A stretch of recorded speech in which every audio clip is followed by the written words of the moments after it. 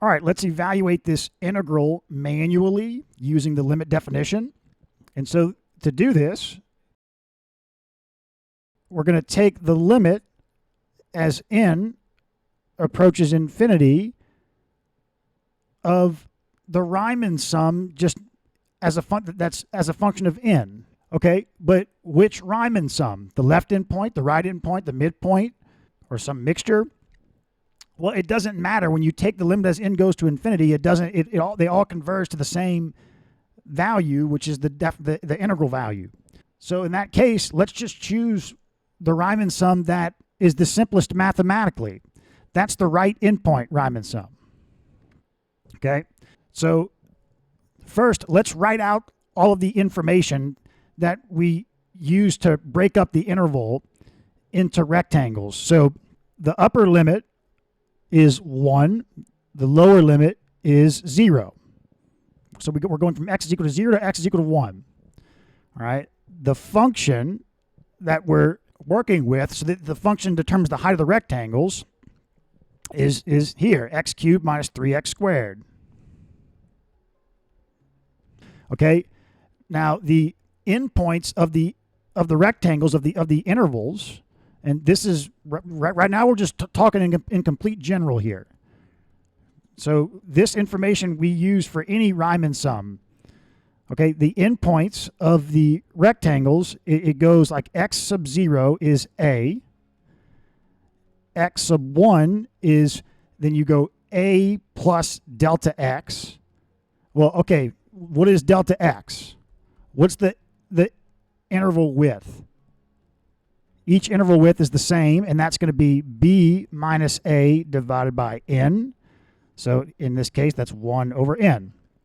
Okay, so now the interval endpoints. The first endpoint is a. That's the left endpoint of the first interval.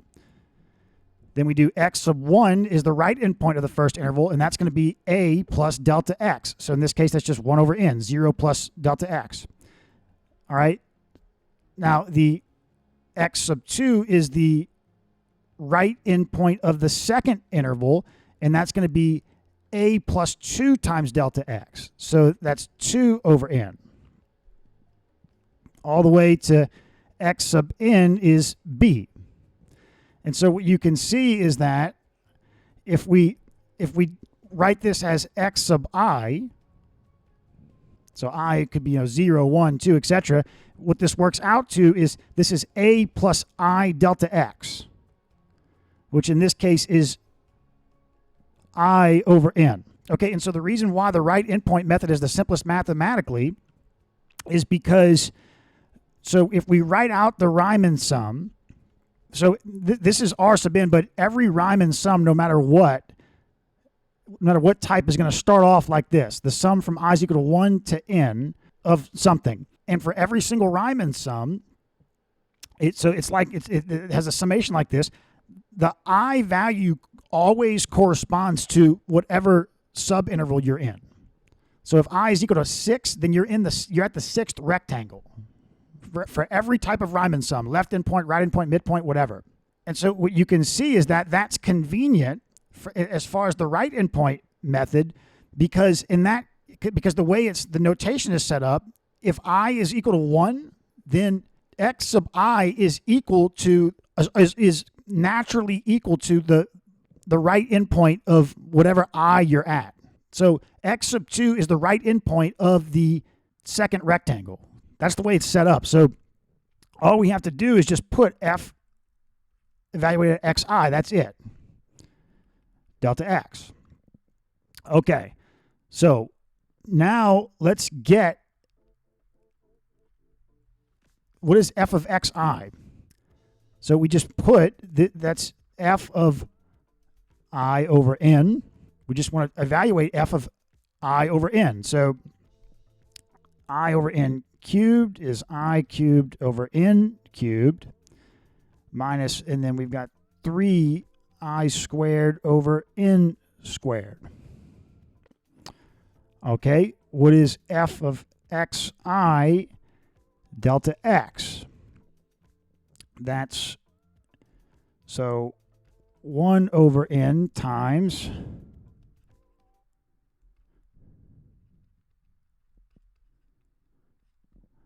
Okay, so this is going to be I cubed over n to the fourth minus 3i squared over n cubed.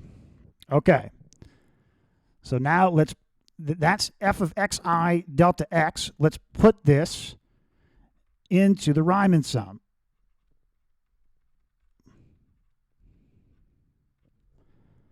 So I cubed over n to the fourth.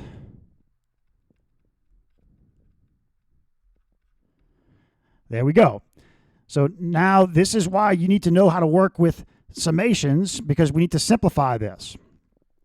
So first we can separate this out into two separate summations. So we've got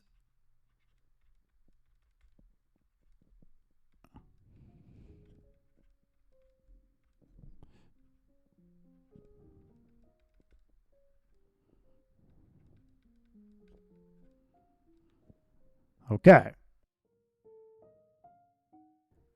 Okay, next we can bring out front of the summation anything that's not a function of I. So we can do here, we could say 1 over n to the fourth.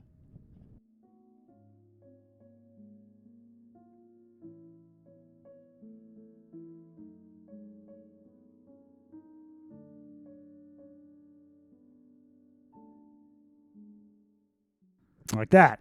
So now the textbook gives us, like, the sum from I is equal to 1 to n of I cubed, and the sum from I is equal to 1 to n of I squared. The textbook gives us those values. So the sum from I is equal to 1 to n of I cubed is n times n plus 1 over 2, and all of this squared. Okay. And then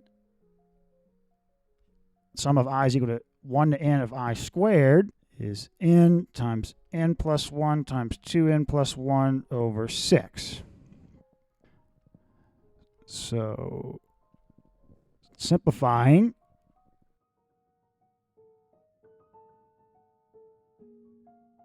okay, so 3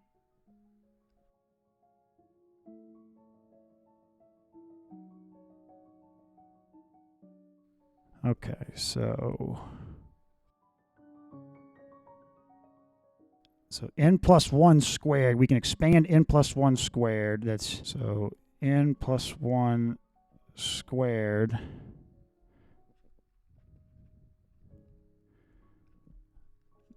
okay.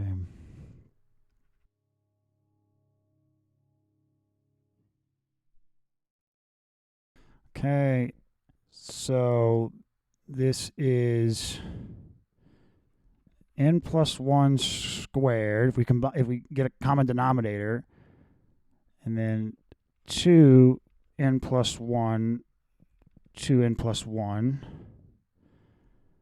over 4n squared. Okay. So expanding all of this, the n plus 1 squared is n squared plus n plus n, okay, minus 2, and then 2n squared plus n plus 2n,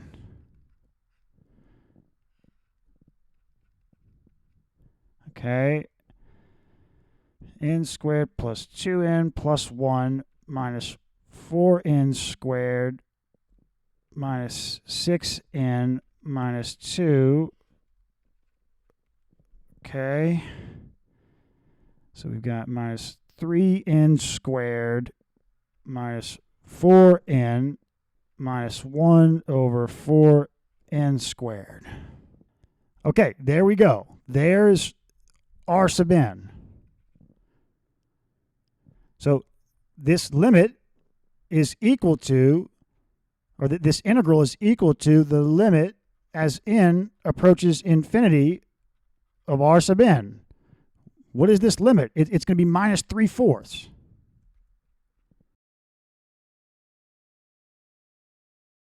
Right? Rational function with the numerator and the denominator have the same order. So the coefficients of the numerator and denominator, that's the limit. We work these kinds of limits in chapter 2. So this integral is equal to minus 3/4.